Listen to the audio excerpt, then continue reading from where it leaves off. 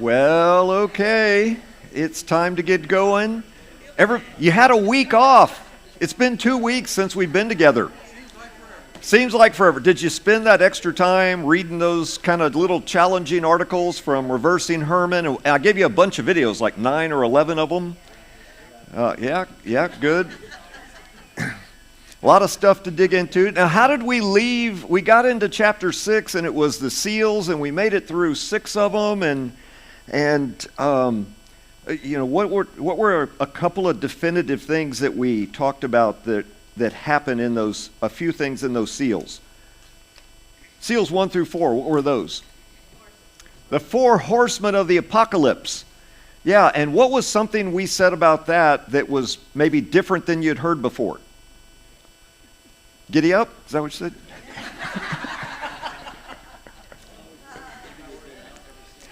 That they happen simultaneously and not one after the other, and that it seems like the way it's written, it happened immediately after Christ ascended and comes into the throne room, right? Kind of sounds that way. Yeah, so what else? There were some judgments that happened, and it talked about all this cosmic stuff. What was that literal? What was it?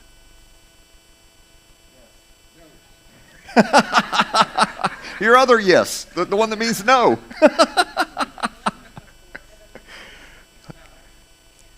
Yeah, and what are the stars and heavenly host? Yeah, so it was like judgment of the rebellious supernatural beings, right? And the watchers. Oh, we're going to talk about them tonight. Really the powers, the principalities, the rulers, those guys were getting judged in like seal 6. So you had judgment of supernatural beings, you had judgment of human armies, we had martyrdom going on in seal 5. It's interesting, you go to trumpet 5, it's martyrdom. You go to bowl 5, it's martyrdom. I wonder if they're talking about the same thing. And when did the martyrdom start? When did people start dying? Was it with Stephen in Acts chapter 7? I don't know. Or is it all future? All right, let's pray. Father in heaven above, Lord, I just thank you for each one here, and thank you for their love for you and their love for your word. And Lord, we want to understand what you've communicated to the churches in the first century and what that means for us. And so I pray that you bring clarity through these words. And Lord, while we cannot know everything definitively, and that's by design, there are things we can know and things we need to take action on. So I pray those things would be impressed upon our hearts. In Jesus' name, amen. Okay, so I sent you the email, had all this stuff on it. This is what we're looking at tonight. And there's a lot of content, so I may skip through some stuff because I put a lot of repetition in here. If you just hear something once, you're not going to get it. But if I repeat it, they say you have to hear something 7 to 11 times to hear it once. So I'm going to repeat things 7 to 11 times. So you'll have heard it once. And if I feel like you got it on the 4th repetition, then I'll just slide through and skip some stuff. All right. So, Heiser, in his book, Reversing Herman, chapter 11, talks about the 144,000. You got chapter 11. It was one of the things I sent you 2 weeks ago or 3 weeks ago. All right, so it's found both in Revelation chapter 7 and Revelation chapter 14. So, 7:1, after I saw the 4 angels standing at the 4 corners of the earth, holding back the 4 winds of the earth, so that no wind might blow on the earth, at the sea, or against any tree. Then I saw another angel ascending from the rising of the sun. Here, listen to this, with the seal of the living God. And he called with a loud voice to the 4 angels who had been given power to harm the earth and sea, saying, "Don't harm the earth or the sea or the trees until we have sealed the servants of God on their foreheads." Can you see that seal on the forehead?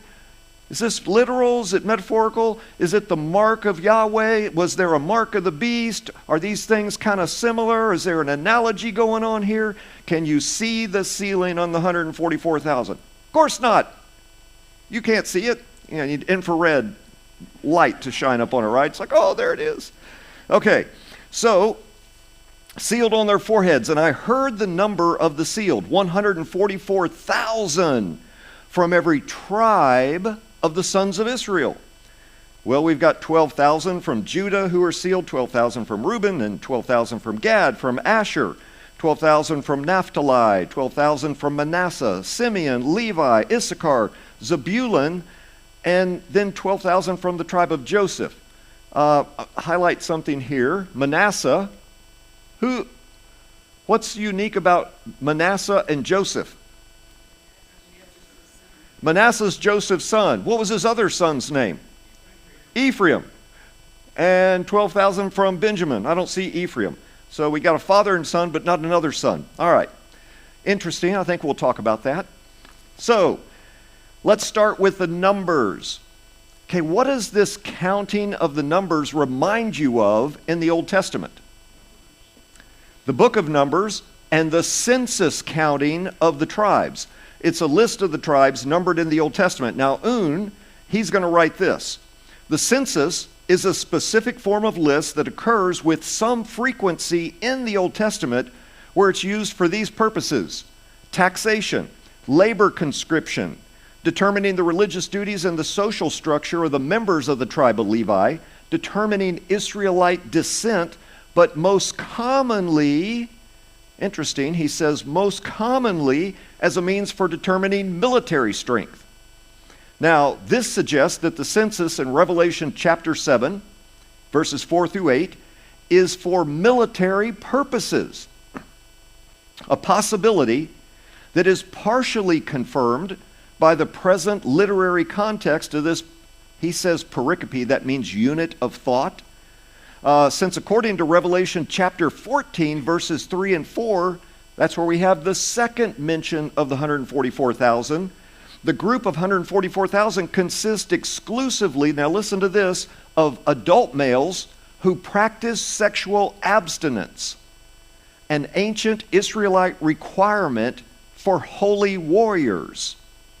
Now, we're going to get into the characterization of these guys being male virgins later. We'll do that in the second half after your break. Possibly, get this, having to do with the story of the Watchers from the book of Enoch. John tying into the book of the Watchers from Enoch, which ties into Genesis 6, 1 through 4. Okay, is noting that you didn't have sex when you were preparing for war. That was an Old Testament practice for warriors. So suggests there could be a military context here. But then adds, however, the absence of all military and holy war imagery from Revelation 7 makes this suggestion doubtful. The equal number, 12,000 from each of the 12 tribes, indicates that the author's interest is in the eschatological. Eschatological means the end time. So the end time restoration of the 12 tribes of Israel. Okay, when Jesus comes on the scene, there's still an expectation of the return of Israel from exile. You say, wait a second, they came back from Babylon. 2 tribes came back from Babylon. The return from exile was to encompass all 12 tribes. So in the first century, when Jesus is on the scene preaching, walking in Galilee and around in Israel, Jerusalem, they were still in exile in the Jewish mindset. All right. So the eschatology, the end time view of late Old Testament and early Jewish periods emphasized the hope of the restoration of all Israel, all 12 tribes. So Un's going to give you 10 or 15 references here to this hope of the restoration of Israel. And that's his assessment of what the number 12,000 from each tribe means. So he angles for this military thing, but then he backs away and says, restoration seems like a better way to go. Now, Balcom pushes back on the holy war military context in his article. The book is up there. Let's see if I am... Yep, I'm on the right one. The book of Revelation as a Christian war scroll. So one of the Dead Sea Scrolls is something called the War Scroll. It's an apocalyptic war between gods and men. So you got supernatural beings and humans fighting on both sides, the good side, the bad side. And it's set in the end times. So Balcom's article compares Revelation to the Second Temple war literature, the War Scroll, calling Revelation the Christian War Scroll.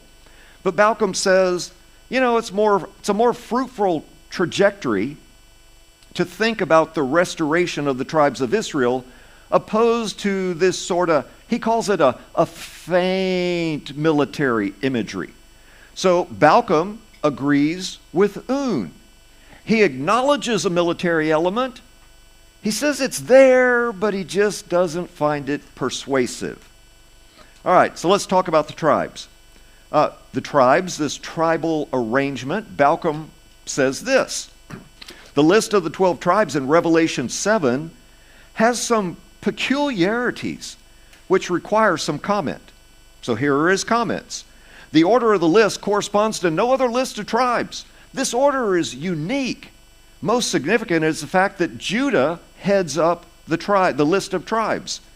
He said this is true in Old Testament lists in which the tribes are arranged geographically, moving from south to north, but the list in Revelation doesn't bear any other resemblance to a geographical list. So the only other Old Testament list of tribes which puts Judah first in the list is that of Numbers chapter 2, verse 3. There's one in 7:12 and there's one in 10:14. That is the list of the tribes, guess what? In their military order in the camp. But the rest of the order of the tribes in Revelation 7, he says, doesn't bear any resemblance to Numbers 2.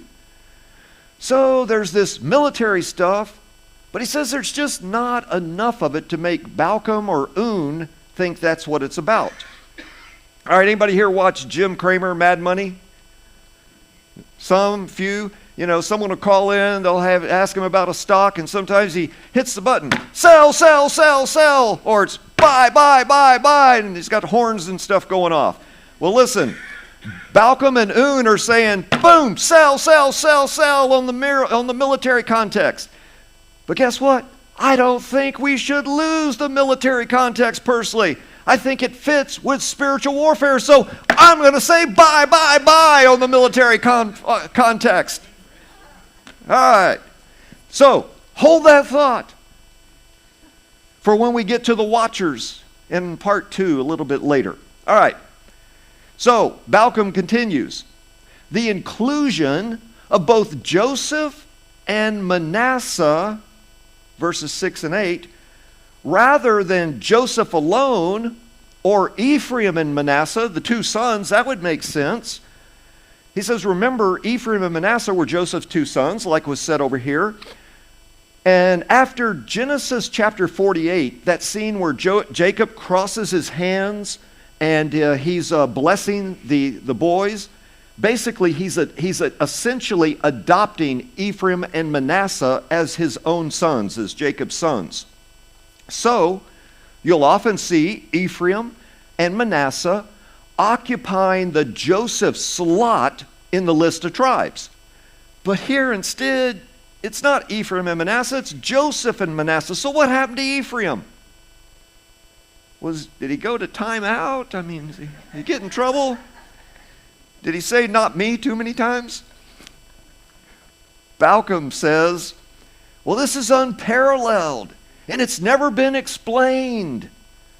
So a possibility is that the author had in mind Ezekiel chapter 37, verses 15 to 23. It's a classic Old Testament prophecy on the reunion of the 12 tribes in the Messianic kingdom. In 37, 16, and 19, the reader could think that Joseph is being used here as a name for the tribe of Ephraim. So Joseph might seem like a suitable name for Ephraim in the list of tribes of the eschatological end-time reunited Israel. So, let me summarize. He's saying, Ezekiel 37, the context is the reunification of the tribes. You're going to find Joseph there. Joseph is talked about in ways that would be associated with Ephraim elsewhere in the Old Testament. But then Balcom just says, you know, it's just a guess. Can't be sure. All right, bonus material here. I'm going to give you a little bit of stuff we talked about in Between Two Edens. Genesis chapter 48, verses 19, Israel prays a prayer of blessing upon Ephraim. He's crossed the hands. He's prayed for Manasseh. He prays for Ephraim. Here it is. Nevertheless, let me make sure.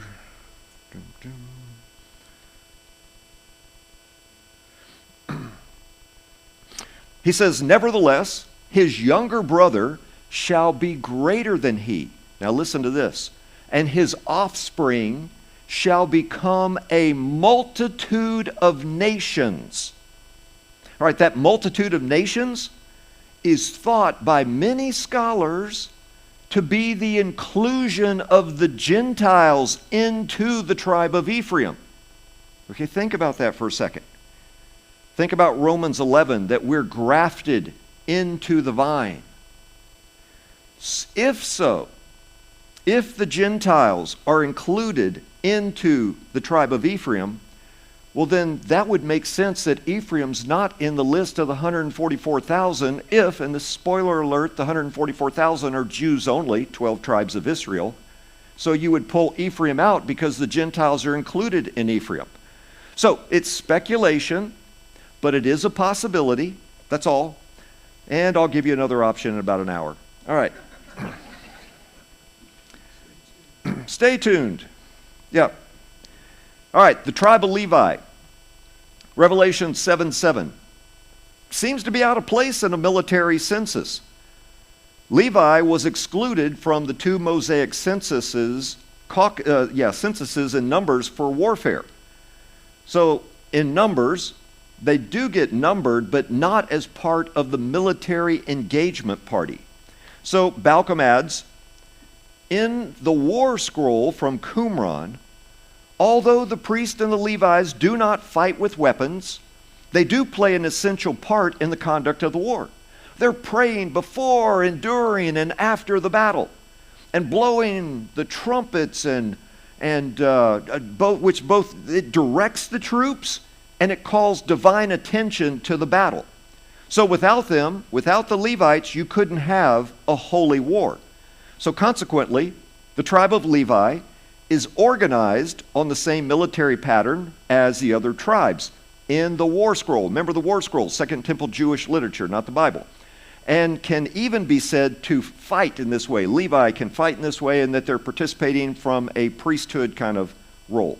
So those are Balcom's three anomalies, and that he notes right away when it comes to these tribes. Now he could have added a fourth, which is the omission of the tribe of Dan. Dan wasn't in the list. It's not in the list of Revelation chapter 7, and it's not in the list of tribes later on. Now, Balcom says the omission of Dan from the list, he says it must probably be regarded as arbitrary. Sell, sell, sell! It's not arbitrary. I don't agree with that, but we're going to get to it later on, after the break. Stay tuned. All right, one tribe was frequently omitted and in order to achieve a list of 12. And that's true because after Joseph, you have Ephraim and Manasseh. Well, if you replace 1 with 2, 12 goes to 13. So to get from 12 from 13, you got to take one away to get this nice round number. Balcom, he knows all this, so he adds, the tradition that Antichrist, end time, eschatological Antichrist, was to come from the tribe of Dan is unlikely to be pre-Christian, he says.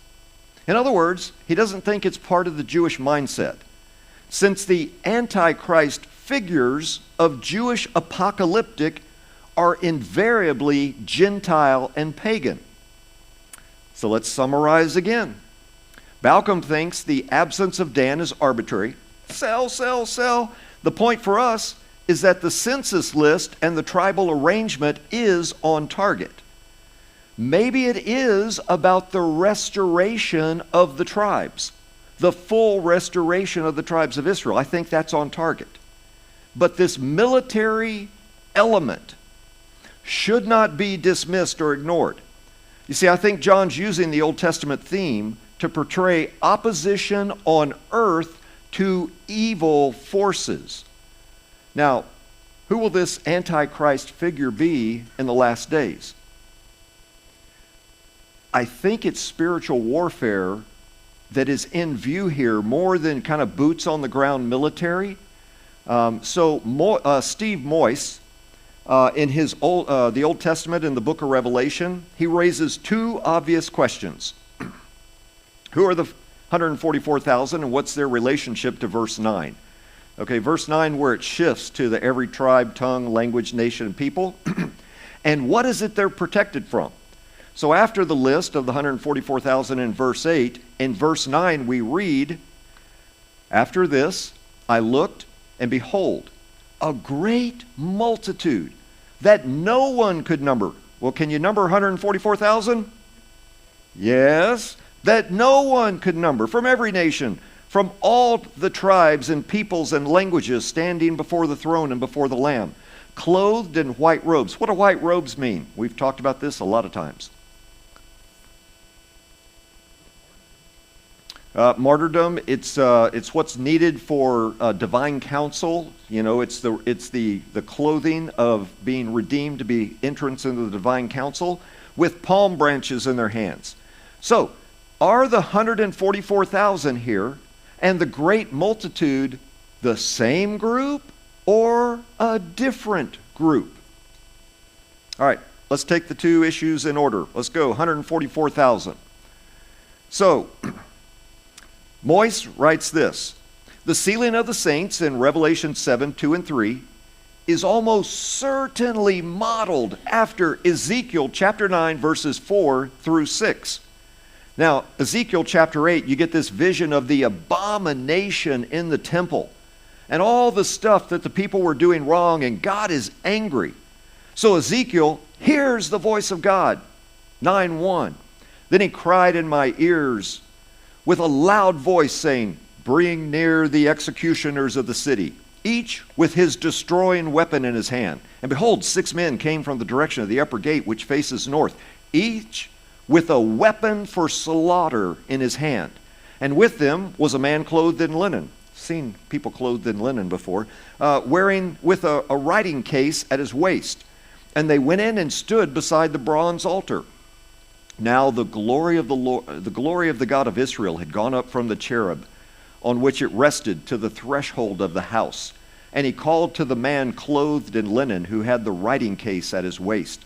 And the Lord said to him, here it is, "Pass through the city, through Jerusalem, and put a mark on the foreheads of the men who sigh and groan over all the abominations that are committed in it." And to the others he said in my hearing, "Pass through the city after him and strike. Your eye shall not spare, and you shall show no pity. Kill old men outright, and maidens, little children and women, but touch no one on whom is the mark, and begin at my sanctuary." So they began with the elders who were before the house. All right, so what's going on here? You've got a judgment scene for apostasy, not only of the priesthood and the temple, but the entire city of Jerusalem. So Moyse says this is John's reference point. Put a mark on the foreheads. Touch no one who has the mark. It's coming out of Ezekiel 9, 4 through 6. Then he compares that with Revelation chapter 7, verses 2 and 3. "The seal of the living God. Do not harm the earth, the sea, the trees, till we've sealed the servants of our God on their foreheads." Moyse says God's people are to be given a special mark to protect them from the approaching slaughter. What's happening in Revelation? What happens on the day of the Lord? Now, is that mark on the forehead? Is it a computer chip that's in there? No. It's an invisible mark, but the supernatural beings, the Elohim, the loyal divine beings can see it. All right, the sealing episode in Revelation is followed by an angel who reaches into the altar and is hurling fire on the earth. Well, a very similar thing happens in Ezekiel's account of the ceiling.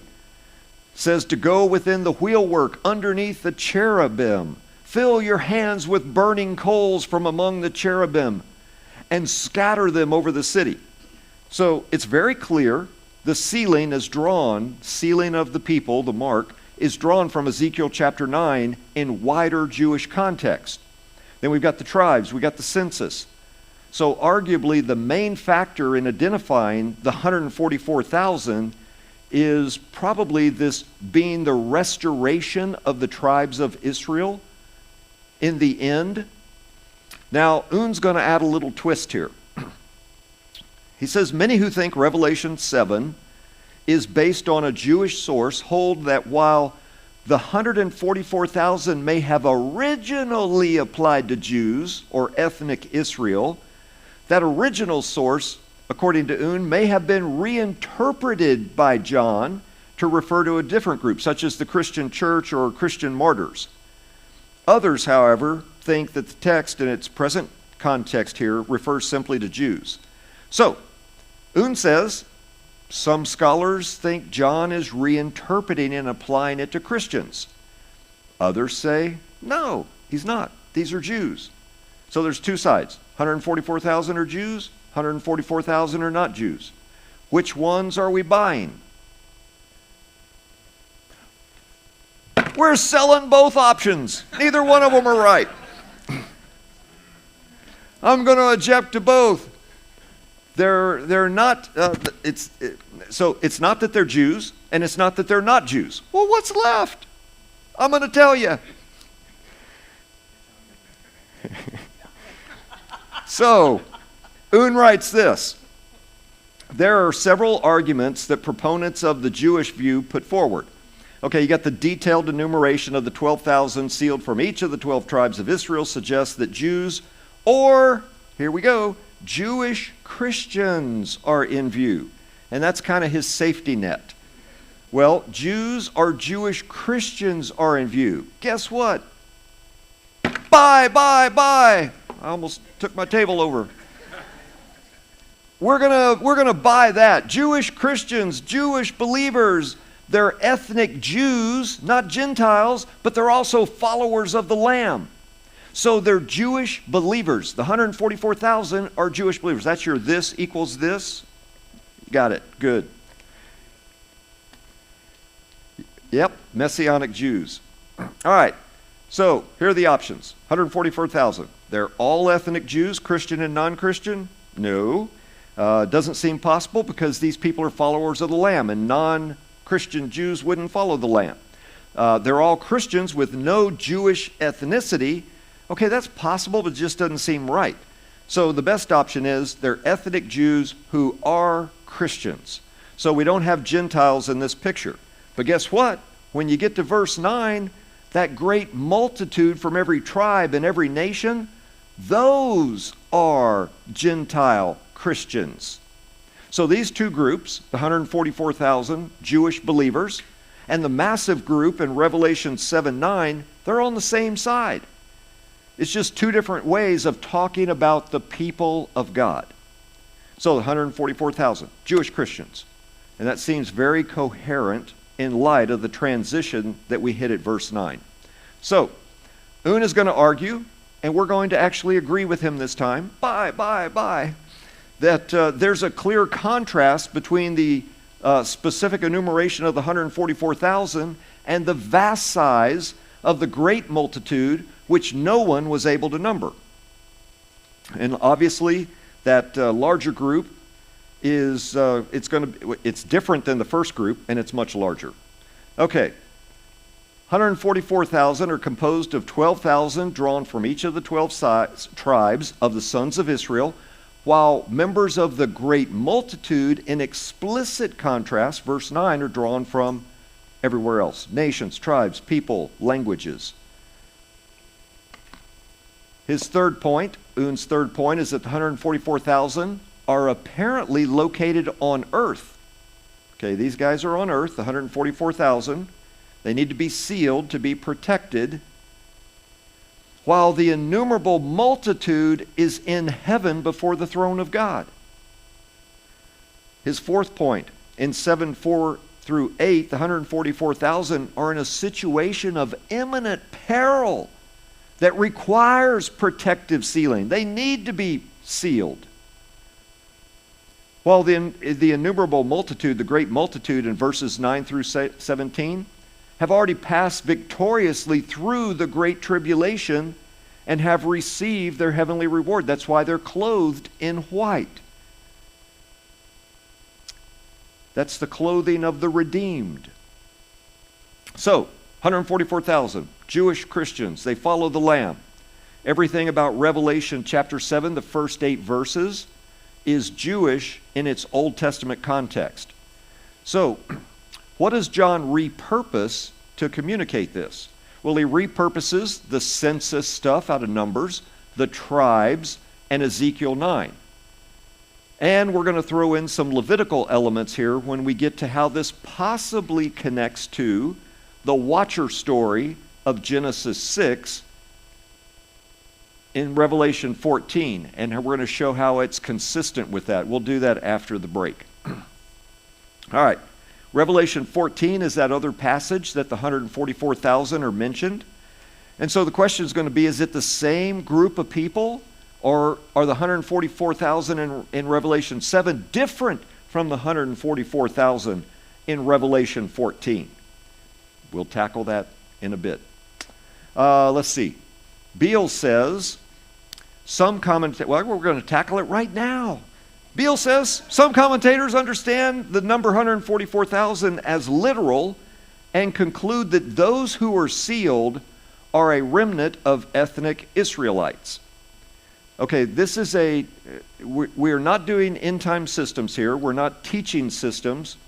But every once in a while, we're going to reference some systems. So that's a typical dispensational approach. It's based on the presupposition that John's language is to be understood literally.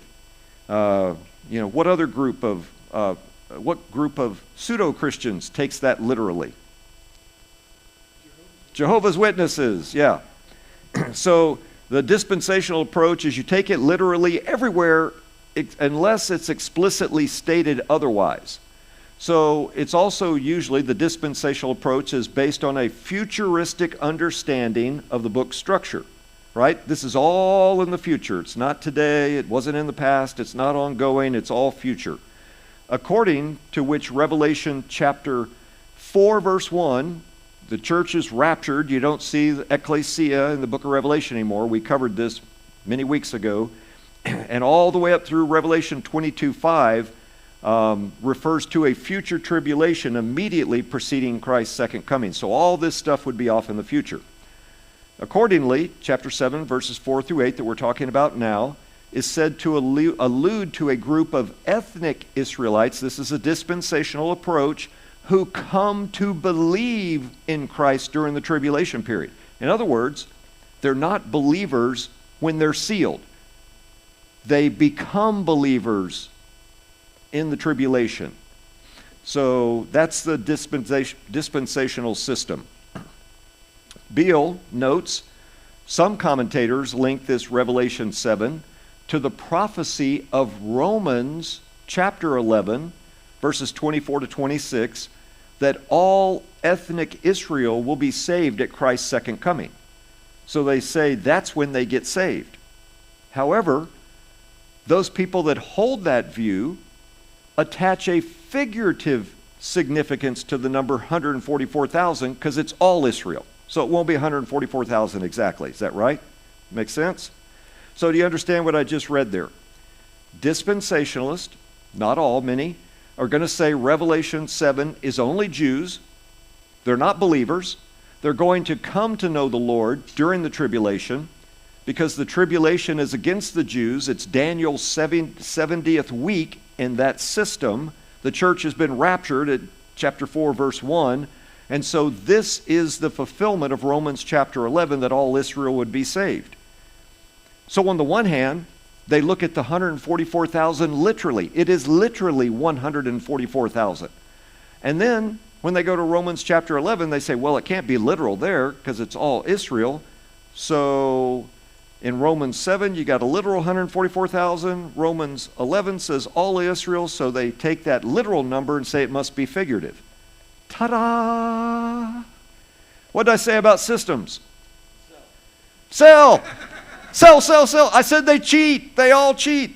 You have to cheat to make your system work because all the systems cheat. Yes?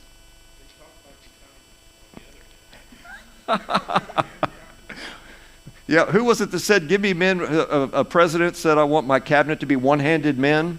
Yeah, because everybody's got something on the other hand.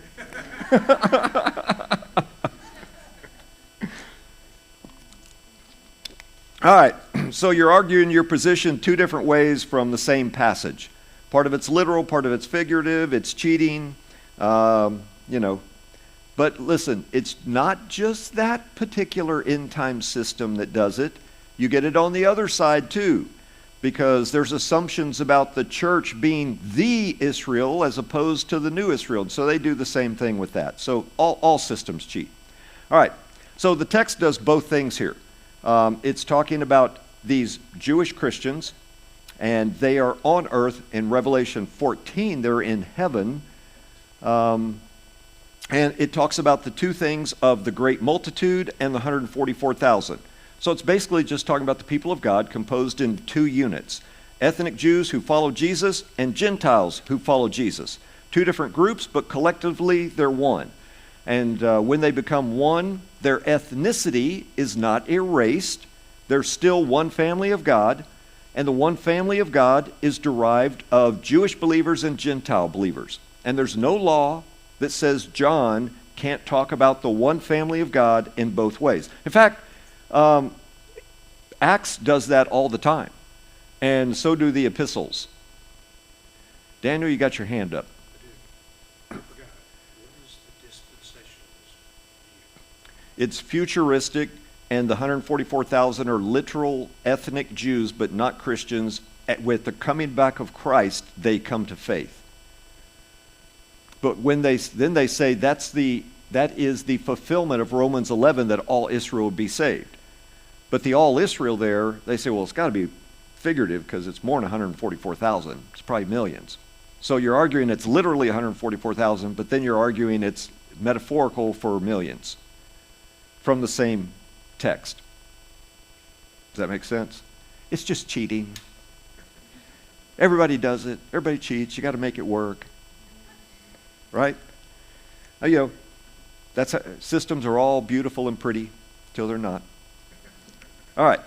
So, if the Lamb in the book of Revelation is risen and ruling in some way, but not enthroned up until we get to Revelation chapter 21, then why is it unreasonable to think that John delays a full picture of Gentiles being identified with the 12 tribes until we get to Revelation chapter 21 as well? So he can talk about the people of God in two distinct groups. Can that not be an already, but not yet fully? We've got the one new man, but it's Jew and Gentile together. So he can talk about them as distinct groups, and we get to Revelation 21, it's all the redeemed people of God. All right, so the second question is, are these 144,000 specially protected? Here's what Beale says. Why God seals his servants is debated, like everything else, right? So here are the main alternatives. 1, protection from physical harm. 2, protection from demons. 3, protection from losing their faith and hence their salvation. So, Moyse writes about this special protection. He says it does not appear to be protection against physical attacks, given that they've already had to endure the effects of the first 6 seals. Okay, he's making an assumption there. Neither is it likely to be protection against death, since Revelation consistently portrays martyrdom as a way to victory. Now, R.H. Charles, who was a big New Testament and Enoch scholar of a century ago, thinks it's protection against satanic forces that are about to be unleashed, and he's going to cite Revelation chapter 9. It's the abyss passage. We will get there. And that has to do with these watchers again. But that's 2 weeks. All right, so Un, he sees things a little bit differently here. He says the seal of God explicitly provides special protection for the wrath of God that's coming upon the whole world. So it's not protection against physical harm, it's protection against God's wrath that's coming on the world. So it's protection against what God is doing. And he quotes Revelation 9:4. Now, there's no explicit indication that the sealed are not protected from the wrath of the ungodly. Now, in many early Christian texts, this end-time tribulation, eschatological tribulation, was thought to be a present feature of Christian experience in the world. Many early Christian texts, first century, they thought this was going on right then. Their writings indicate they felt they were in this period. And no distinction was made between plagues and punishments sent by God upon the humankind and the hostility and persecution inflicted on Christians by Jews. Okay, so there's your whole spectrum of opinion. All right. Beale has a note about Ezekiel 9, and I think it's a pretty decisive one, and we're going to put one qualification on it. So Beale's the only one who loops in Ezekiel 9 into the protection question. And he writes, Ezekiel 9 is often correctly proposed as the best background for the divine sealing. We're going to agree. In Ezekiel 9, God commands an angel to put a mark on all genuine believers. Okay, this is Ezekiel 9, it's Old Testament. Put a mark on all genuine believers. But instructs other angels to slay the unfaithful Israelites. We read the text a minute ago, right? Put a mark on those who moan over the bad things happening, go through, kill everyone else, man, woman, child. So the mark on believers is to protect them from the coming wrath, which will be inflicted by the Babylonians, and which unfaithful Israelites will suffer. So the judgment's going to be carried out by other humans. So, Ezekiel 9, like Ezekiel 14, 12 through 23, apparently speaks of physical protection of the righteous remnant within Israel who have been purged from the unfaithful by fire, the fire of judgment.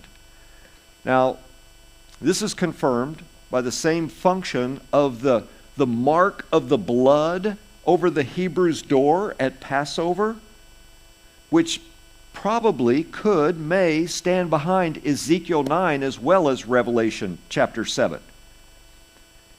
The reason we're saying that is that the seal protects believers from the harmful effects of the following trumpet and bowl judgments, which are modeled on the Exodus plagues. So the blood over the lintel on the door to protect from the angel of death, these plagues in the trumpets and bowls are modeled on the Exodus plagues. So I think that's a pretty decisive argument. He's looping in Passover because the very next chapter is going to do that as the trumpet and bowl judgments get rolled out here in Revelation. So the 144,000 are going to be specially protected from those judgments, just as faithful Israelites were at Passover. And those judgments, the trumpet and bowl plagues, are being modeled after the plagues of Egypt, leading up to, as I said, the angel of death at Passover. All right. Beale then says, this special protection of faithful Israelites may also be included in these two Old Testament texts. Now, he says, uppermost in John's mind is certainly not physical security. Okay, this is Beale's opinion now, because we're selling on that. But protection of the believer's faith and salvation from the various sufferings and persecutions that are inflicted on them, whether by Satan or by his demonic and earthly agents, like the Babylonians brought the judgment. So Beale builds a physical protection argument modeled after the plagues, and then he turns away from it, and he makes it spiritual protection. All right, Beale, buddy, you were just right there. I mean, you got this Ezekiel 9 stuff. You got the Passover. You got the protection from the angel of death. Remember the plagues in Goshen and how Israel wasn't affected by some of the plagues in Goshen like the Egyptians were?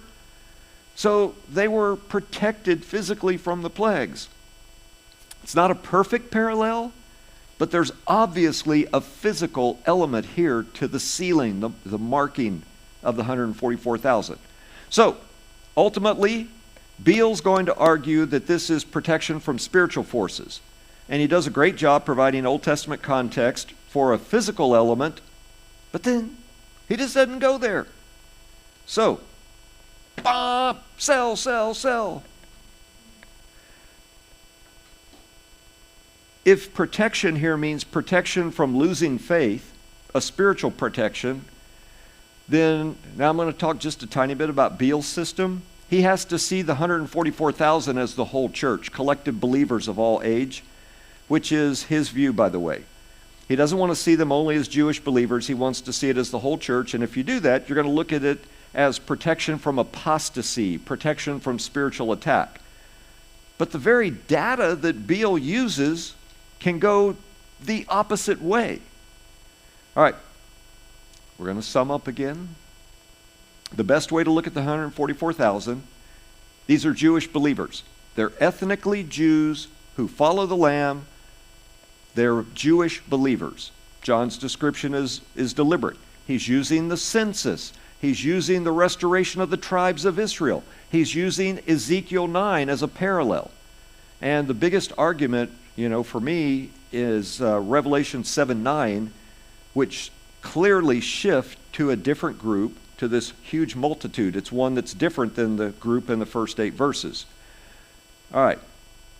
In verse 9 onward, you have every tribe and people and language and nation, and they can't be numbered. So you have this distinction. That opens the door to not only Ezekiel 9 being about physical protection, which I think it is. We're buying that. It is about physical protection. But I also think Beale's observation about the Passover being protected from the wrath of God is in play. So there's clearly an element of physical protection in the plague accounts. And as we keep going through Revelation, what's going to happen to the people in the 144,000 that's modeled after these plagues? Well, there's going to be spiritual warfare. So there's protection from spiritual warfare. There's protection from the wrath of God. There is this obvious threat to people surrendering their faith, the pressure that's put on them. So that's a spiritual warfare issue. You're going to get demonic forces that are described in the book of Revelation. So there's no need to run from those elements. You've got physical protection, definitely on the table. Spiritual warfare, definitely on the table. Protection from God's wrath in some instances. All right. So, here's our cookies for the first section. The census numbers.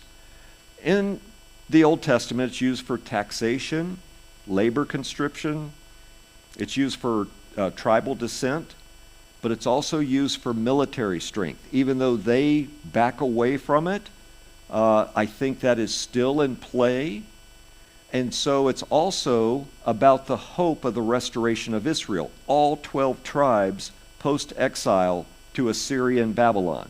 So it's about the full restoration of Israel. 144,000 ethnic Jews, not Gentiles, who are Christians. These are Jewish Christians, and they're on earth. The seal of the living God physically protects them from the plagues of the trumpets and the bowls. It's similar to the Jewish protection at Passover. Also, some of the plagues in Goshen. So they're spiritually protected from apostasy.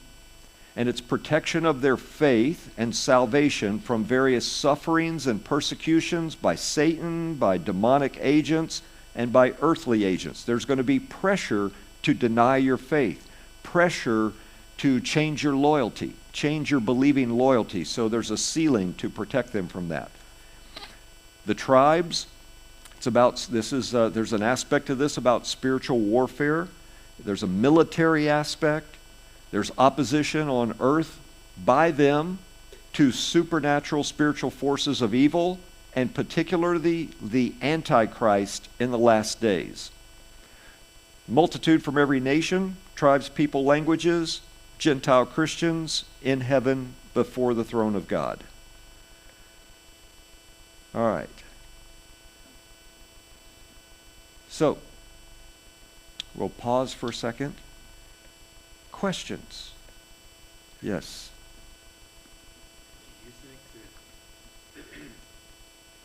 under the seal of the living God, where it's talking about various sufferings and persecutions by Satan, that doesn't sound like those are, it says and earthly agents. Earthly agents. Remember, the Babylonians were the earthly agent that in the Ezekiel 9 passage, they were the ones who brought the judgment. Would this somehow be similar to the way Paul used to cut down and torture Christians? That would, Deny their faith? absolutely. Yeah. Great picture. So, question is, would this be similar to what Paul did in the book of Acts to hunt down Christians and get them to deny their faith? And the answer is yes. Perfect example. Yeah, so remember it to the letters of the churches, there were those who were Jews who were turning in other Jews in one of our letters to the churches. Remember that? The synagogue of Satan, who are Jews but are not, that they were turning in the Jewish believers to the Roman authorities for torture and execution. So how do we prepare for that kind of thing? People are being tortured to the point where they... Well, it's happening all over the world today. I mean, not all over, but it's happening in places in the world today. It's been happening for 21 centuries. If you're, how do you prepare for it? If you're the one, you don't change your loyalty. You stay true to death. You'll be an overcomer. You get a white robe.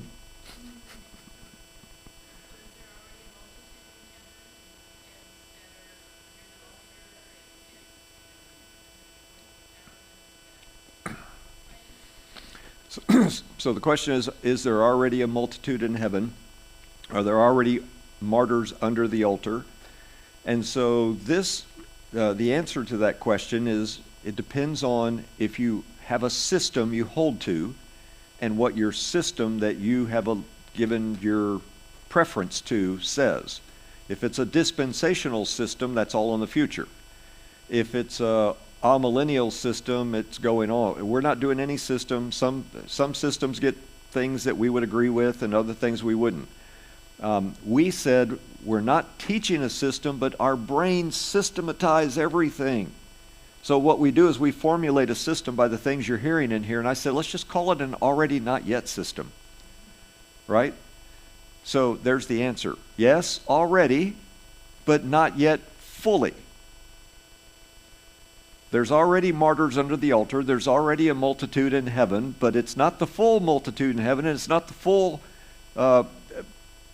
plethora of martyrs underneath the throne. Already, but not yet. Okay, who's next? We'll go here and here. Tiny question. Nation, peoples. It's always confused me because I thought nation was ethne and peoples were ethne. So are there two different words used there in John's Greek to differentiate between nation and peoples? Yes, there are. I can't pull the Greek text up right now to look at it, but yeah. He uses two different words. Yes. So there's a linguistic differentiation, there's an ethnic differentiation, there's a cultural differentiation, there's Yeah, different words are used for them. So the question was, is John using two different words for peoples and ethnic and nations? Yeah. The answer is yes. He's really trying to just emphasize that it's everybody. The emphasis is that it is everyone, everyone that's not a Jew. Yeah. Okay. Over here and then over there. I was curious why, if Jewish believers are getting sealed, and we're saying it's to protect them from some of the things that are going to get detailed potentially in the coming chapters, like the trumpets and bowls and God's wrath for some of those things. But then, if we say perhaps the seals, trumpets, and bowls are all describing the same, perhaps things that are going on in the same judgments Yes. in a different way. Okay, so Why wouldn't we, or why wouldn't John put this sealing before the seals, like the seven seals? right.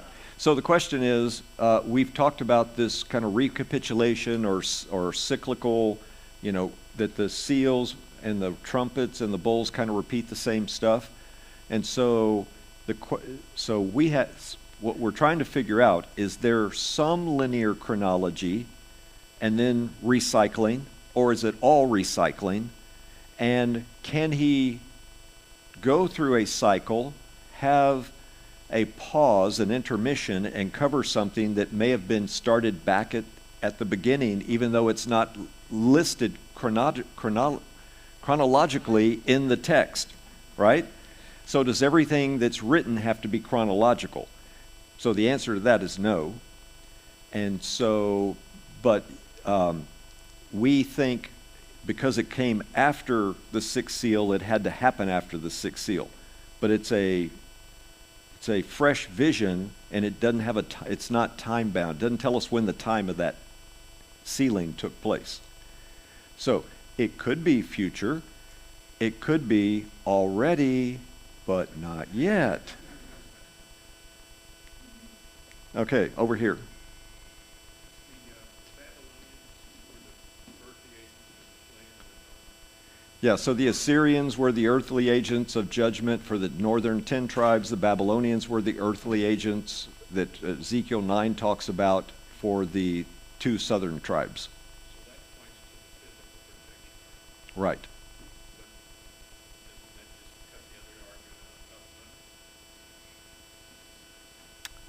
Protection No, because remember we have the Passover. He's got stuff in there alluding to the Passover, and the Passover was about protection from the death angel, which, who did we say the death angel was? Jesus, yeah. So we said it was the 2 powers, the second power, the visible Yahweh, right? Angel of the Lord. Yeah. So there's protection from God's wrath, there's spiritual protection. These are going to be specially sealed to deal with the Antichrist and end time forces. So there's obviously some future aspect to it, but there could be some already aspect to it, right? So it could cover a big swath of time. All right. Let's take a 15-minute break. Not for you, for me. I need it. Okay. So, Revelation chapter 14.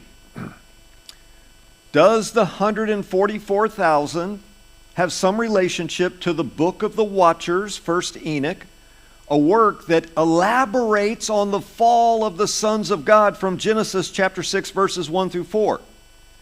Then we're going to talk about the omission of the tribe of Dan from the tribes from which the 144,000 come. Why is Dan omitted? And then we're going to talk Revelation 7, 13, and 14 about the Great Tribulation. Is that something all in the future? All right.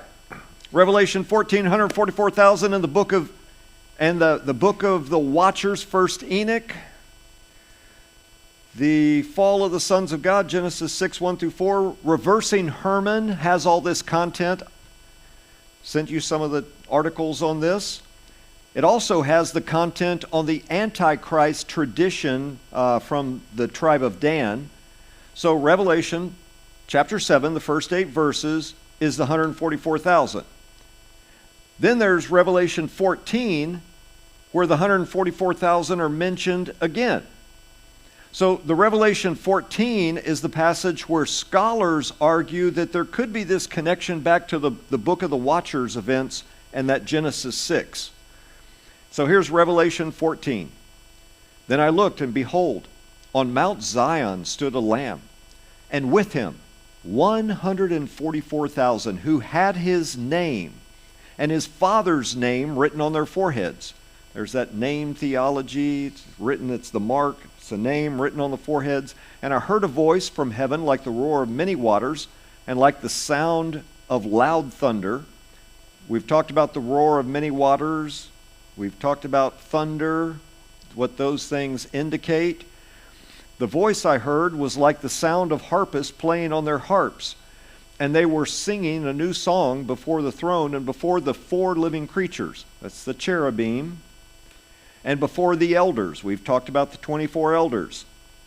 No one could learn that song except the 144,000 who had been redeemed from the earth. It is these who have, interesting comment, not defiled themselves with women, for they are virgins. So what are the 144,000, male or female? Male. So it's 144,000 males who are virgins and have not defiled themselves with women. It is these who follow the Lamb wherever he goes.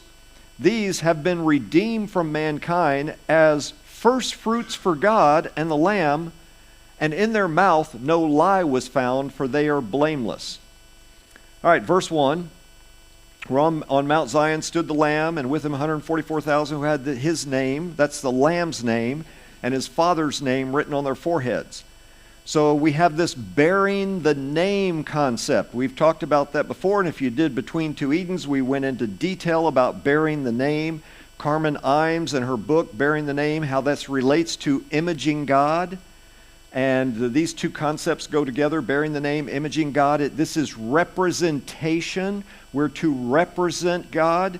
So here's a little bonus material for you. What is the third commandment of the 10 commandments? Exodus 27, you shall not take the name of the Lord your God in vain, for the Lord will not hold him guiltless who takes his name in vain. Don mentioned this a few weeks ago. Again, we did it in Between Two Edens. I've mentioned it before. What does that mean, to take the name of the Lord in vain? No swearing, right? Sell, sell, sell, sell. Is it verbal? No, sell. What does it mean to take? Well, we said first off that word take, terrible translation. It should actually say bear his name in vain. Do not bear the name of the Lord in vain. So it's not verbal. It means to represent Yahweh. Don't represent his name in vain. In other words, don't live in such a way that you dishonor or disgrace his name by your actions, by your behavior, by your lifestyle, or by your life. It's not about talking.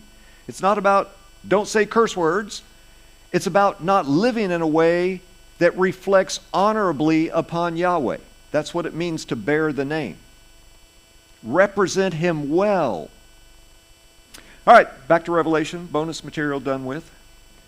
So a Jew listening to this is going to associate this language with Israelites bearing the name of Yahweh, and specifically the high priest who literally bore the name on his forehead. So that priestly context is going to be kind of part of this connection back to the book of the Watchers And the key verse is Revelation 14:4. It is these who have not defiled themselves with women, for they are virgins.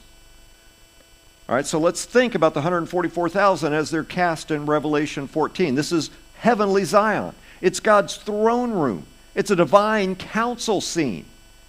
In verse 3, we have a reference to the throne and to the cherubim. That's the four living creatures, right? It's the spiritual realm.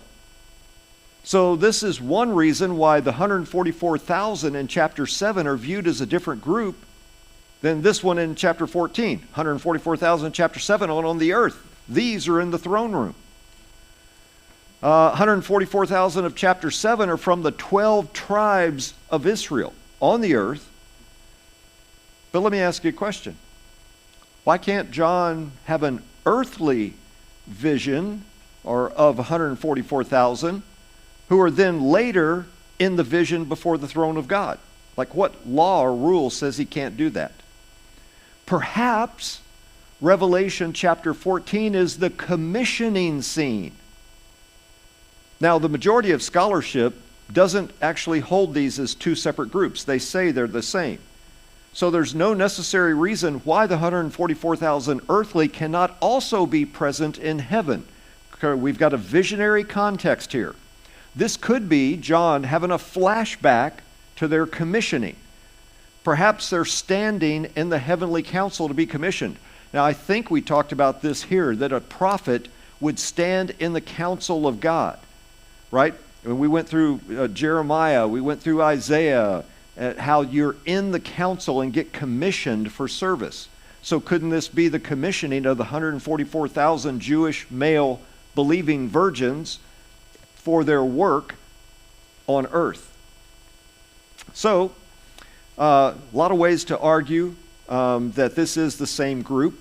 So verses 4 and 5, it marks them as virgins, specifically male virgins, specifically who have not defiled themselves with women.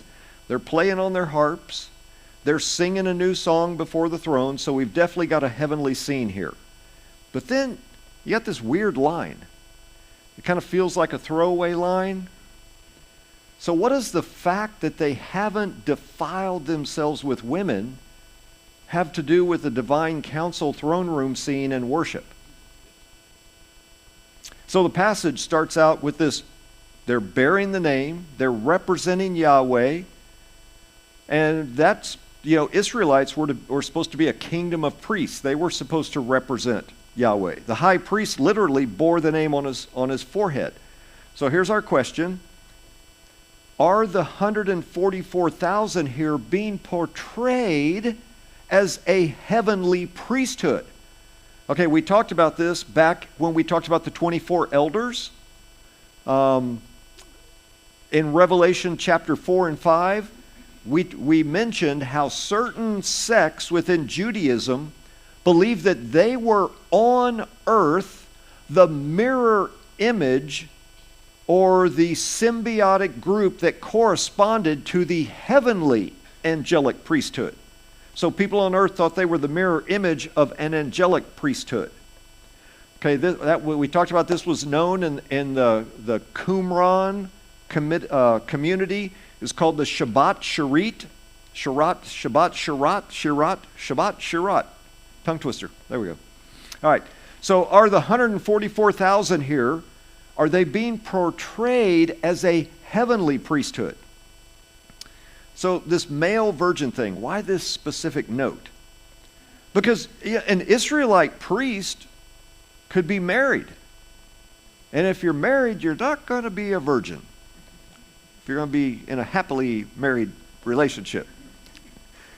There wasn't a rule against being married for Israelite priests. So Un and Balcom suggest that the sexual abstinence part here is tied to a military motif. Remember, in the military, the night before the battle, you abstained, or maybe a week before, whatever the time period was. So practicing sexual abstinence before going to war. But guess what? Warriors in the Old Testament weren't virgins. They abstained because previously they weren't abstaining. But still, you could kind of argue for a military context on the basis of the tribal arrangement, the census, and demonic opposition. So the sexual abstinence idea isn't needed to have a military flavoring in Revelation 7. Okay, there are two scholarly studies that argued that this description presents these 144,000 as priestly figures because they're in the presence of God, they're occupying sacred space, they're worshiping at the throne, they bear the name, and they're intended, and here's the key, as an oppositional, reverse analogy to the sexual defilement of God's other holy ones who at one point occupied sacred space in heaven, but who did, get this, defile themselves sexually with women, human women. Supernatural beings, holy ones, in sacred space, who did defile themselves sexually with women. Who were those? The fallen sons of God of Genesis chapter 6, verses 1 through 4, or the Watchers, as they're known in Second Temple Jewish literature. I sent you an article on that. All right. So there are the two scholarly studies on this. You've got it on the slide if you want to go look it up. We're going to keep going.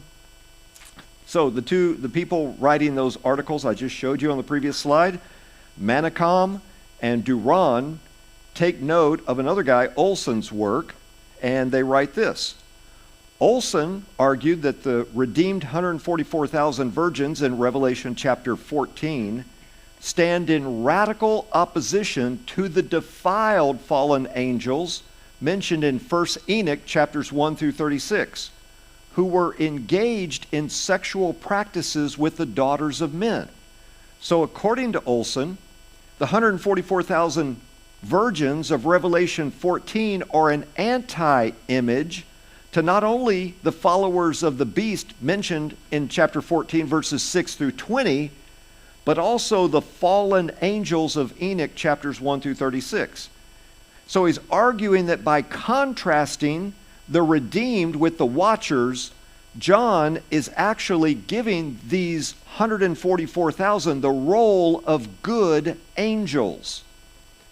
Now, we had talked about this notion of the angelic priesthood, about believers joining the divine council, the white robe, the dress. We're going to join the divine council. Hebrews will be that great part of the great cloud of witnesses and all that. We'll talk about it again, but we've talked about it before. So Manicom and Duran expand the idea. They argue that the 144,000 represent the entire people of God in the manner of the Old Testament idea of substitution. Now, we're going to sell the idea, sell, that it's the whole people of God. That was Beale's position. But this idea of substitution could have some merit because what do the Levites do? Well, they take the place of the firstborn offering of everything else. That's in the book of Numbers, chapter 3, verses 40 and 41. So God is owed the firstborn, and the tribe of Levi has that function in the Old Testament. So this is actually alluded to in Revelation chapter 14. These have been redeemed from mankind as the first fruits for God in the land. Here, you have this substitution of the firstborn. It's mentioned in the passage. So they've been redeemed from mankind as the first fruits for God in the land. So this idea of substitution is definitely on the table. But for our purposes right now, what we want to focus on is the watcher tradition. How Manicom and Durand, also with Olson, they all make the following points. First, the idea that the 144,000 are the mirror opposition to the fallen watchers. So you have the fallen sons of God who violated, crossed a boundary. These are the mirror image to that, ones who don't fall, they're virgins, they remain pure, and they go through passages where Levites and angels do similar things. They look at different vocabulary for what angels and Levites do. And note that the same Hebrew lemma, lemma means dictionary form of a word, so the same dictionary form of the word is used. And then they write this: the Levites were to a certain degree God's holy ministering servants on earth, as compared to angels being God's heavenly servants. So Levites mirrored what the angelic priesthood was doing. And this is all part of a matrix of ideas where believers are going to be eventually grafted into the divine council. And we're going to essentially replace what has been lost through rebellion in the heavenly realm. Psalm 82, those who rebelled will be judged. They're going to die like men. We're going to replace them. It also touches on the concept of imaging. Okay, kind of a side note here. So that's why you get the plurals in Genesis chapter 1. Let us make humans in our image. You know, people go, oh, it's a plural of a statement of royalty, our, let us. It's a statement of royalty, or it's the Trinity talking to it within itself. No, it's a divine council scene. And Yahweh's talking to members of the divine council. So it links God with humans and with the heavenly host to whom that he's speaking in those passages. Genesis 11, Genesis 1, let us. So it's not the Trinity, and it sets up this relationship that we are God's imagers here on the earthly sphere that he's created for human habitation, and the Elohim, the supernatural beings, are God's imagers in the spiritual world. All right. These three authors reference Hebrews 1:14, Numbers 3:5 through 9, 8:11, Deuteronomy 18:5, where both angels and the Levites are engaged in the worship of God. Okay, that piece seems pretty straightforward. They worship God. But Heiser's suggesting that their argument needs to be strengthened, that they need to do some more work through Second Temple material related to the ideas of humans as an angelic priesthood. The Qumran community clearly saw themselves this way because of the absence of a literal temple post AD 70. The Qumran community mimed temple service in the desert, casting themselves as the real Levites.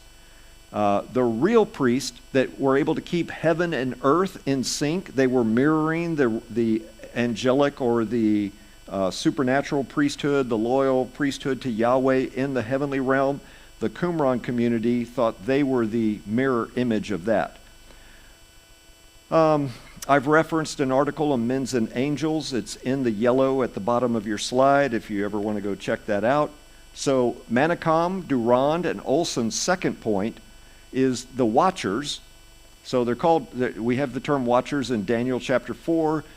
Enoch calls the sons of God who leave their heavenly abode, violate realm distinction. They forsook their heavenly standing by defiling themselves with earthly women, so they transgressed the boundary between them and humanity, and in so doing, they despised the identity that was given to them by God. Therefore, the Watchers no longer represent the Holy One, the holy ones of heaven. So the opposite of this, in this argument that these gentlemen are making, is that the virginity of the 144,000 and their election to represent Jewish believers, they are the mirror image. They're the opposite of the fallen Watchers. Third argument, the Levitical instructions about who priests should marry, Leviticus 21, it contains similar language to that of Revelation 14 in regard to the 144,000. So Leviticus 21, verse 14, a widow or a divorced woman or a woman who's been defiled or a prostitute, these the priest shall not marry. So not to defile himself, but he shall take as his wife a virgin of his own people, that he may not profane his offspring among his people. So Manicom, Durand, and Olson argue this language, not defiled themselves with women, is echoed out of Leviticus 21 into Revelation 14. It's how 1 Enoch chapter 15 and verses 1 through 9, it's how the Enoch book views what the Watchers did. There are dictionary forms, lemmas here, with the Septuagint version of Leviticus in Revelation. So you're going to get some matches of the verbiage. Here's 1 Enoch 15. It says, "Fear not, Enoch, go, say to the watchers of heaven who have sent thee to intercede for them." Okay, in the story of Enoch, the watchers tried to get Enoch to go and negotiate with God for their release from prison in the abyss. So then the text continues, "Let us get out of the chains in the abyss. You should intercede for men and not men for you. Wherefore have you left the high, holy, and eternal heaven, and lain with women, and defiled yourself with the daughters of men, and taken to yourselves wives?"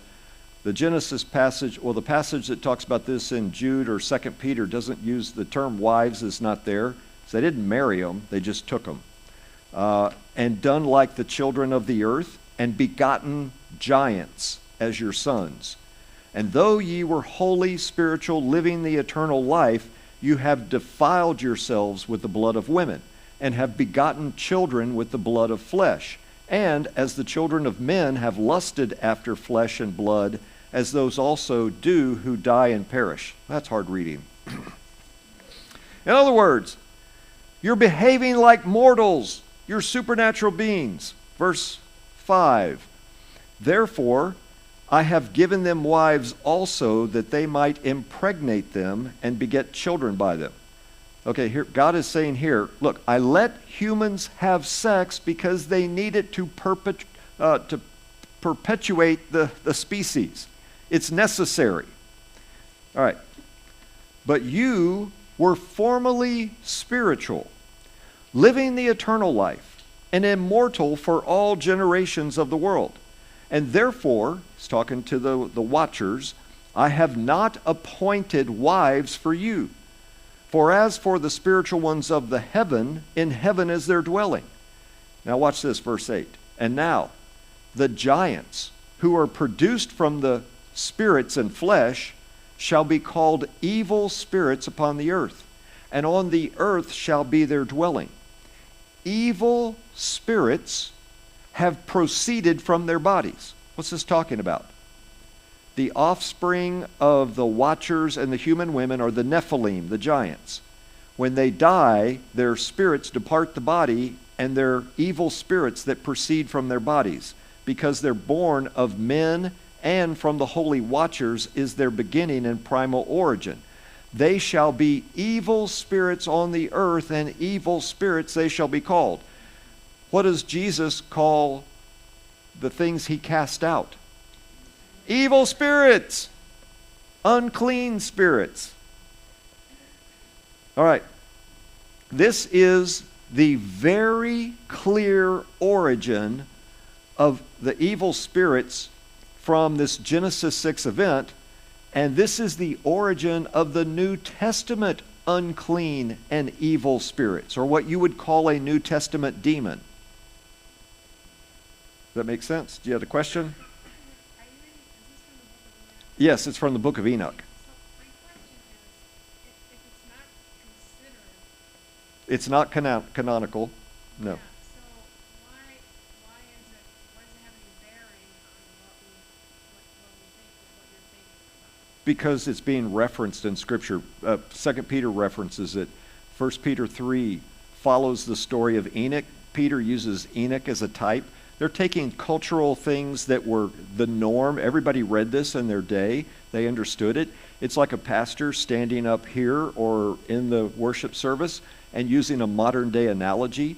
He's giving you an illustration, something you can connect to elaborate a truth. Okay, but it's still, is it considered inspired by God though, so, No, First Enoch's not inspired by God. yeah, so why is it It's a common. So it is. It is what the culture believed. This is what everybody read. This was Second Temple Jewish literature is in 100% agreement on this one thing. It's the only thing all the literature agrees on, that the departed spirits of the dead Nephilim and their descendants are evil spirits on the earth. So that would be a third class. You've got Elohim. Okay, Paul calls them principalities, powers, spiritual forces of evil in this dark world, rulers. But these are unclean spirits, evil spirits. Now, because they believed it, does that mean you have to believe it? That's the question you're asking. Well, John was particularly, I mean, he was certainly familiar with what was in Enoch, right? Yeah, of course. Yeah. Yeah. So was Jude. So was Peter. Everybody read it.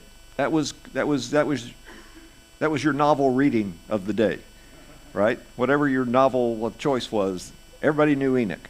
Everybody knew this story. The writer in Genesis knew this story. He knew the story of the Mesopotamian Apkallu, which Genesis 6:1-5 is written as a polemic against. Probably 200 BC, right in there. It's multiple writers. It's added to over time. It's not one writer. I think there's like 86 chapters or something. I don't know. Don't quote me on that. So it's just part of the Second Temple literature. There's lots of things. You know, people didn't have a library with 10 million books. They had a few hundred. Everybody was familiar with it. Bedtime stories. You know, so read the Giants. Read the Giants again, Dad. Read the Giants. All right.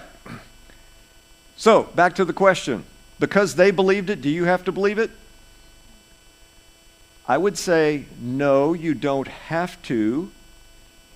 But if you don't, what's your good reason for not? Okay, Genesis, three-tiered cosmology. An ancient believed in three-tiered cosmology. Under the earth, and the heavens. Okay, they didn't have telescopes, they didn't have NASA, they don't know what we know. So we know what they believed about Jerusalem and the earth being the center of the universe is inaccurate. So don't believe it. I have good reason not to believe it. Do you have good reason not to believe this? Not really. Okay, you don't. You're saying, not, I'm repeating for the video, you say you don't really. So I'm saying just because it's weird doesn't mean it's not true. I mean, let's talk about supernatural beings having sex with women and having babies. Is that weird? Yeah. Okay, well, in 1 Corinthians chapter 11, when Paul says about women wearing head covering, why? What does he say? Because of the angels. Which angels? These guys. I'm going to give you an article on women's hair and sex a little later, and it's about these guys. We taught this in between two Edens, and Susan and her friends came in with hats on the next week.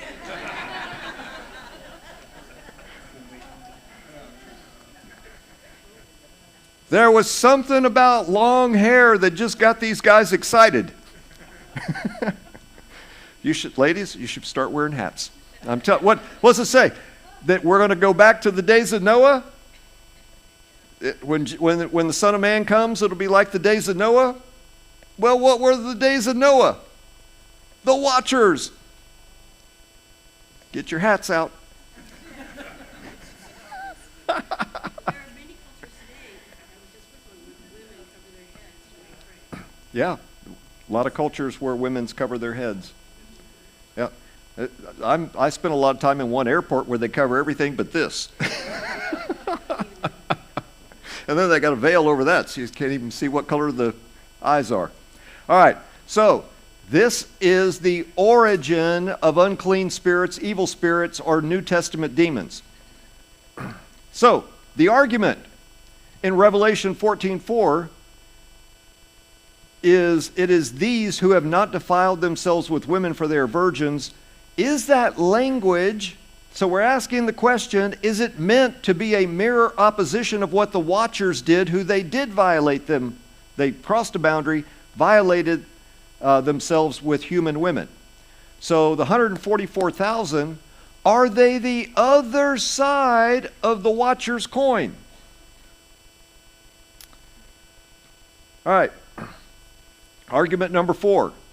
Since the 144,000 in Revelation 14 are in the heavenly temple, are they the opposite of the watchers in terms of purity and faithfulness?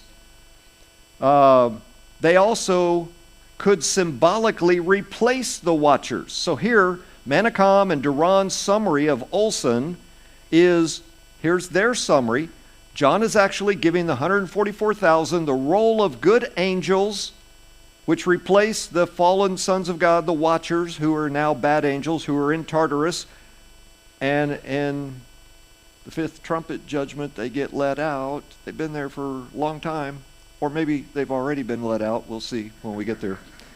All right, so this dovetails with the idea that believers replace the fallen council members, that we're going to get grafted in and replace the watchers, the fallen sons of God, the rebellious powers, principalities, rulers, spiritual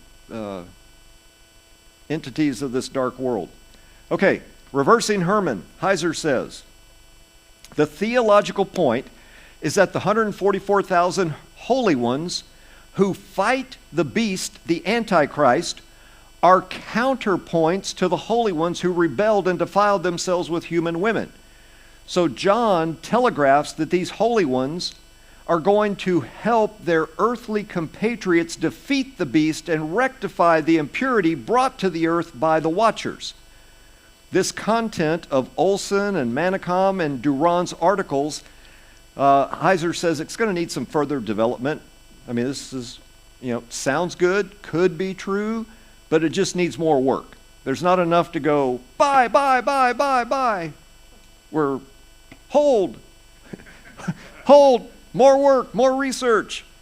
More thorough research into Revelation 7 and 14 with Septuagint vocabulary, more thorough research about the angelic priesthood text.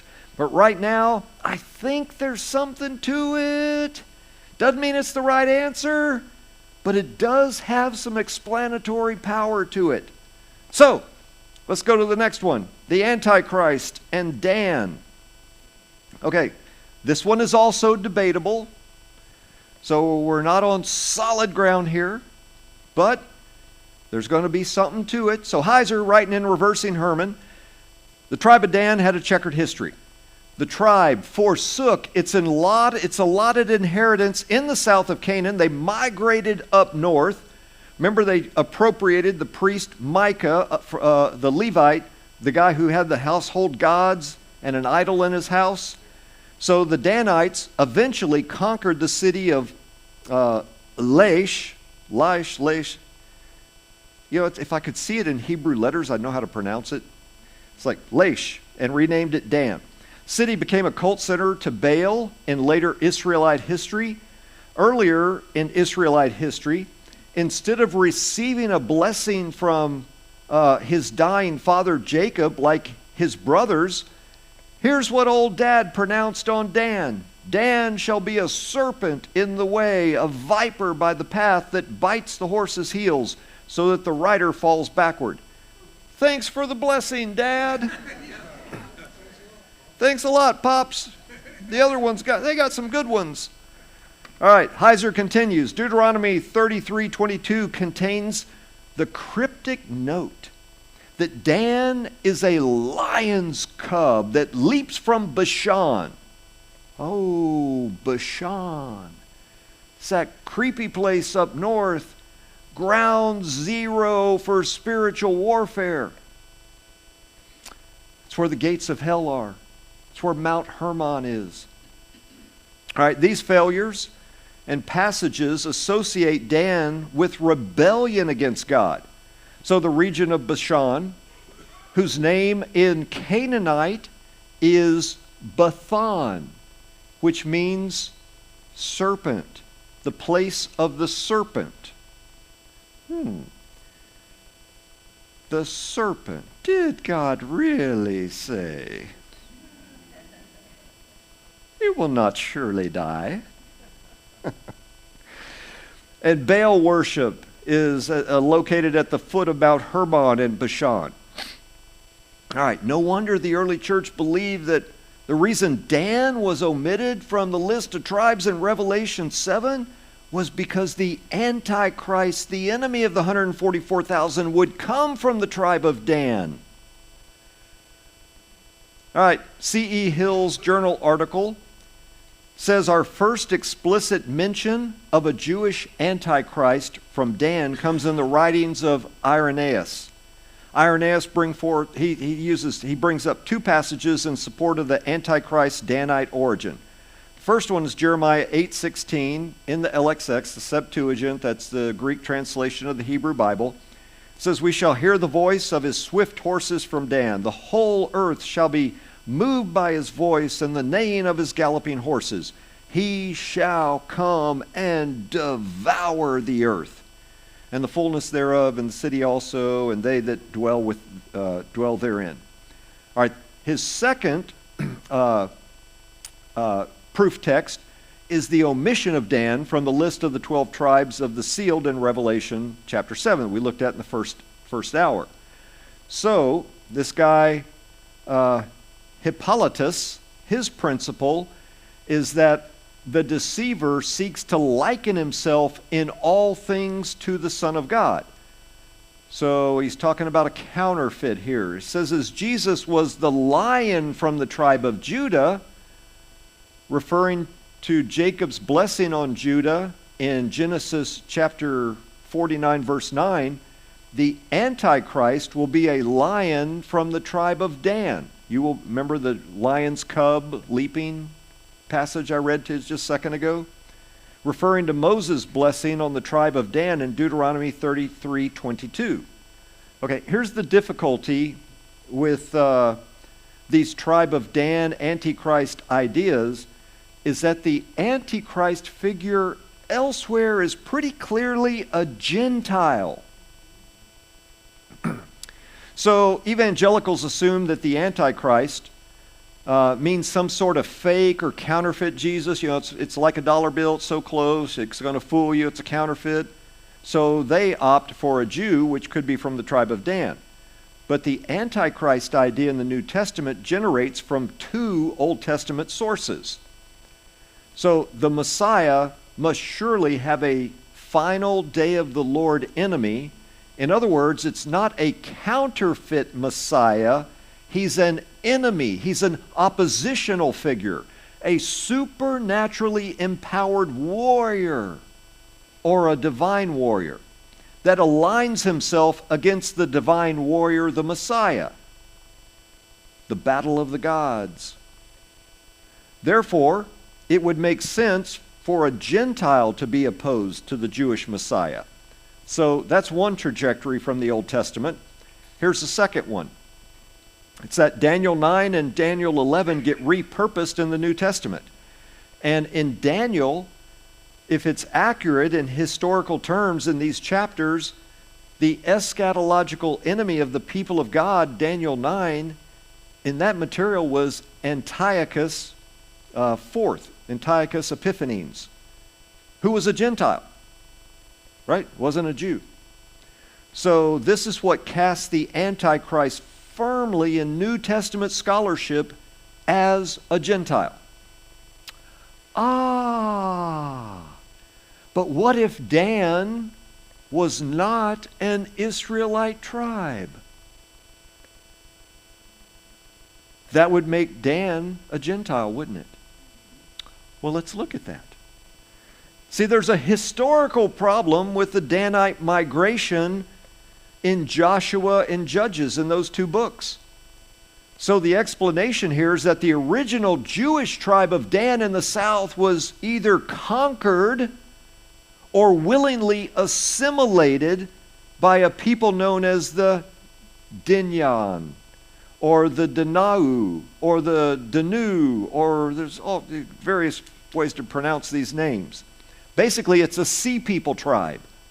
It's a Gentile tribe from the Aegean area. So this would explain why Dan is later referenced in the prophets as staying in their ships in a certain battle. You know, here I am thinking we've got all kinds of time, and time is up. Man, went fast. All right, so just do this real quick, and you've got the notes on the Great Tribulation. So basically, they're saying Dan was probably a sea people tribe, was probably a Gentile tribe by this time. It doesn't mean it wasn't one of the original 12 tribes of Israel. It was probably Jewish.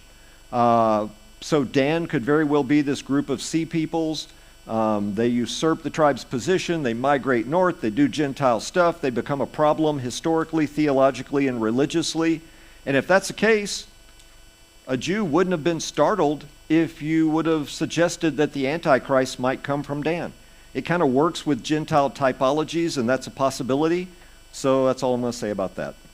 All right, also, Ephraim's omitted from the list of tribes back in the 7, and that's Ephraim is the territory of Bashan, it's the territory of Dan, Mount Hermon, all that kind of spiritual warfare area. So it's very possible that that's why Ephraim was omitted from the thing. So slides 61 through 70-something, you have the slides. Everything I would have said are in the notes. You can just read it. It's the Great Tribulation. Guess what? The people of the first set, actually going back to 200 BC, they thought they were in the Great Tribulation. 200 BC, up through the time of Jesus, the writers of the New Testament, this ties into Matthew 24, ties into Daniel 12, they felt like they were in the Great Tribulation. So could the Great Tribulation be an already but not yet? Could we already be in the Great Tribulation already but not yet fully consummated? That's what you'll read as you go through there. Let me close this in prayer. Father in heaven, thank you for each person here. Thank you for their willingness to persevere and go past the time and stay focused. And Lord, I pray that these things would help bring clarity to what you want to communicate through John in this revelation of Jesus Christ. In his name we pray. Amen. No more 15-minute breaks, guys. Yeah. It flies.